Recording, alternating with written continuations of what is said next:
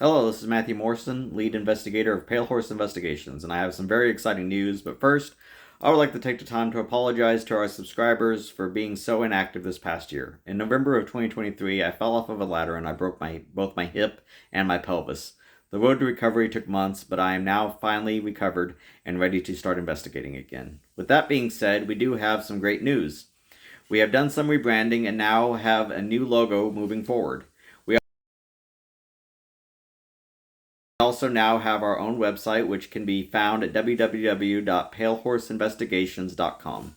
Feel free to read up on our team as well as interesting hauntings we have investigated over the past 16 years.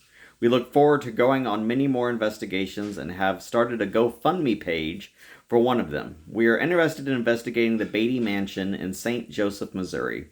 Several ghost hunting teams and TV shows have featured the Beatty Mansion. It is available for tours, but the cost for one night is $500. So we are looking to raise the funds so we may investigate the haunting for ourselves. The Beatty Mansion was built in 1854 and is known for many different reports of paranormal activity. During attempts to renovate the mansion, numerous contractors experienced paranormal activity and many refused to even return. Eliza Beatty, the original owner, is known to haunt the location and roam the halls of the mansion she once lived in.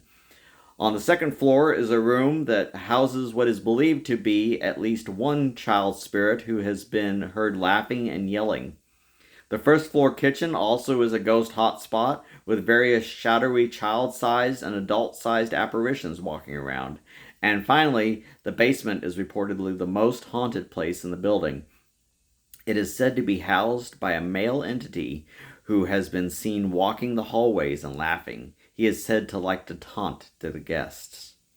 We would like to thank our subscribers and all new followers for tuning in and following us on our paranormal journey.